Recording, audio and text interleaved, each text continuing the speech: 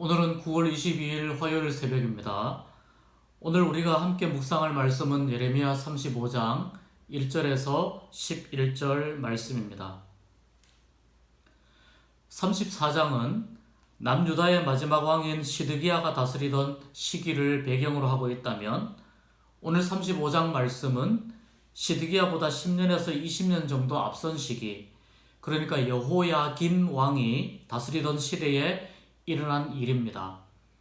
시간 순서로 써내려가던 성경에서 갑자기 시간의 흐름을 바꾸어 기록하면 무언가 중요한 이유가 있는 것입니다. 남유다의 마지막 왕은 시드기야이지만 조금 더 거슬러 올라가면 하나님 앞에서 정직하고 믿음이 좋은 왕으로 평가되는 요시야 왕을 우리가 생각해 볼 수 있습니다. 왜냐하면 이 시드기야 왕이 요시야 왕의 아들이기 때문에 그렇습니다. 요시야 왕은 성전을 수리하던 중에 율법책을 발견하고 그 율법의 말씀을 듣던 중 자기의 옷을 찢으며 회개했던 왕입니다. 그 전까지 여호와를 섬겨왔던 방식이 잘못되었다는 것을 율법책의 내용을 들으면서 비로소 깨닫게 되었고, 남유다에 있던 이방신을 섬기는 예배를 다 없애고 율법을 가르쳤고 언약을 갱신하였고 종교개혁을 단행했습니다. 하나님의 뜻대로 살기로 결단한 이 요시야 왕은 그렇게 종교개혁의 아이콘이 되었습니다. 그러나 무깃도에서 애굽의 바로 느고와 전투 중에 전사하게 되어 결국 요시야의 시대가 막을 내립니다. 남유다의 역사 중에서 참 안타까운 시기가 몇 번 있지만 그 중에 하나가 바로 이 요시야 왕이 죽는 장면입니다. 만약 요시야 왕이 무깃도 전투에서 전사하지 않았다면 남유다는 어떻게 되었을까? 물론 역사에 만약은 없습니다. 이미 일어난 일이고 지나간 사건이기 때문입니다. 아무튼 요시야 왕이 갑자기 죽고 그 후에 전혀 왕이 될 준비를 하지 못했던 요시야 왕의 넷째 아들인 여호아하스가 왕이 되는데요. 이 여호아하스는 왕노릇을 딱 3개월만 했습니다. 그리고 바로 애굽으로 끌려가서 거기에서 죽음을 당합니다. 그 뒤에 왕이 된 사람이 요시야 왕의 둘째 아들 여호야김입니다. 형제들끼리 지금 하고 있는 겁니다. 이 여호야김이 예루살렘에서 11년을 다스렸고, 여호야김이 죽은 후에 그의 아들 여호야긴이 왕이 되는데, 이 여호야긴도 왕노릇을 딱 3개월밖에 하지 못했습니다. 여호야긴이 바벨론으로 끌려가자 더 이상 왕이 될 후보가 없었습니다.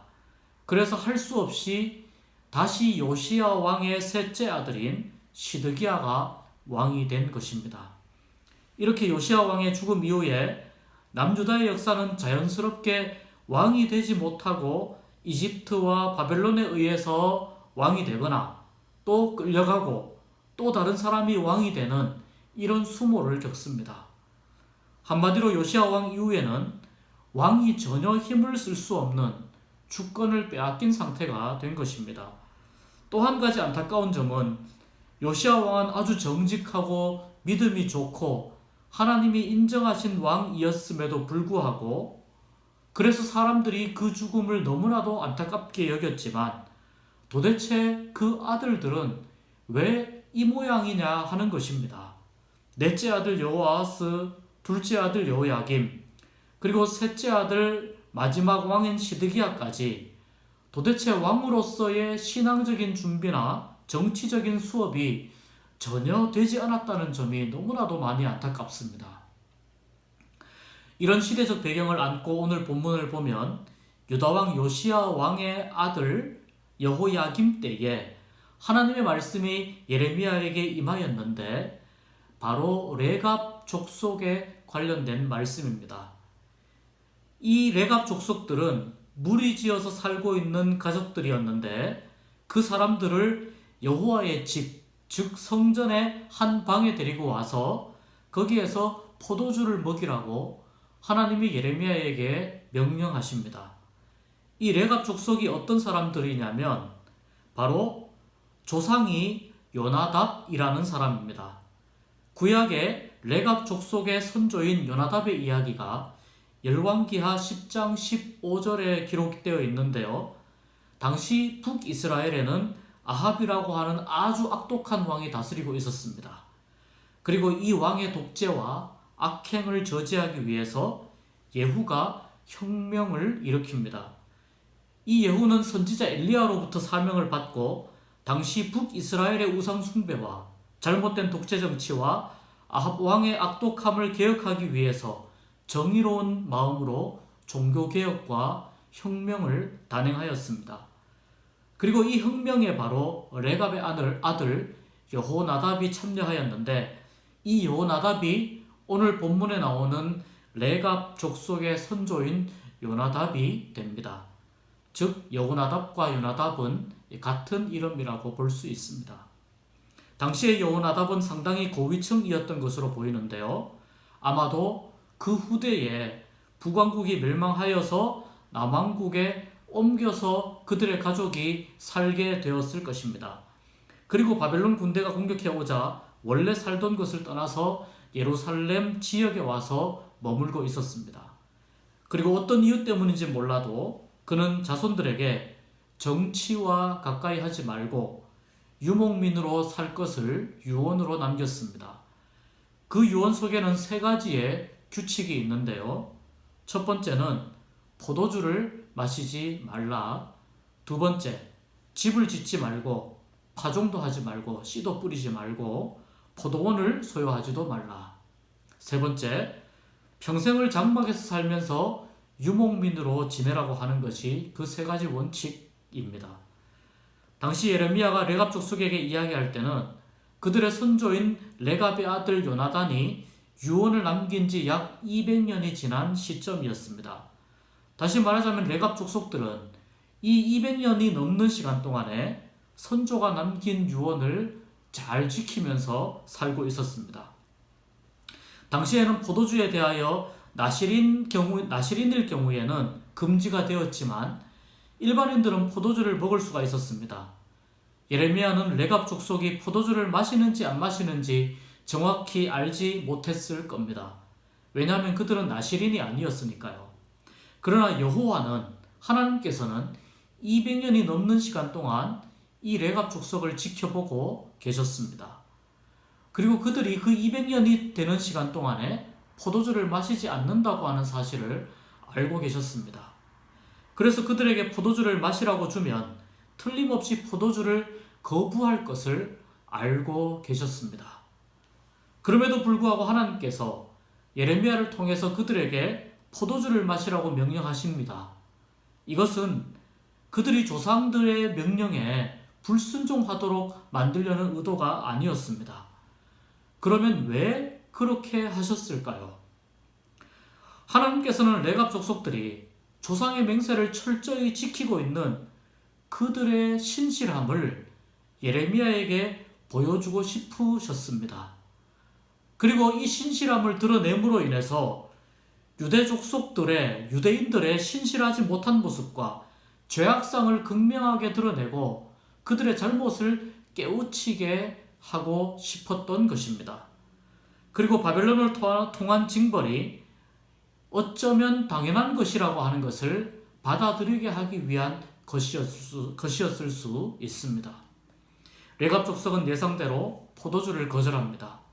그것은 조상으로부터 이어져 내려오는 결심과 전통을 어기는 것이기에 거절할 수밖에 없었습니다.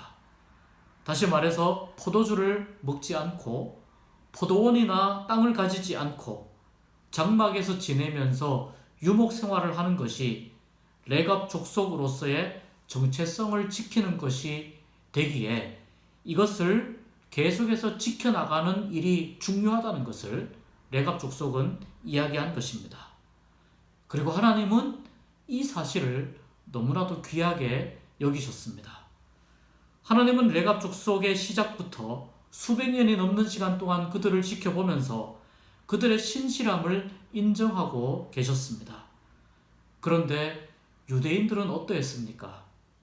조상의 유언도 이렇게 지켜지는데 하나님의 말씀과 율법은 왜 지켜지지 않고 땅바닥에 버려진 채로 무시를 당하느냐는 겁니다. 하나님이 하시고 싶은 말씀이 바로 이 말씀입니다. 하나님은 우리에게 신실함을 원하십니다. 설사 내가 손해를 보더라도, 오해를 받더라도, 위험한 상황에 처하게 되더라도 하나님은 우리가 하나님에 대하여 신실하기를 원하십니다. 사람들은 안 보는 것 같아도 하나님은 우리가 어떻게 살아가는지 다 지켜보고 계십니다. 유다 사람들의 삶도 보셨고 레갑 족속들의 삶도 지켜보셨습니다. 레갑 족속의 삶은 인정하셨고 유대인들의 삶은 인정하지 않으셨습니다. 왜 그러셨을까요? 바로 유대인들이 하나님께 대하여 신실하지 않았기 때문입니다. 신실함을 저버렸기 때문입니다.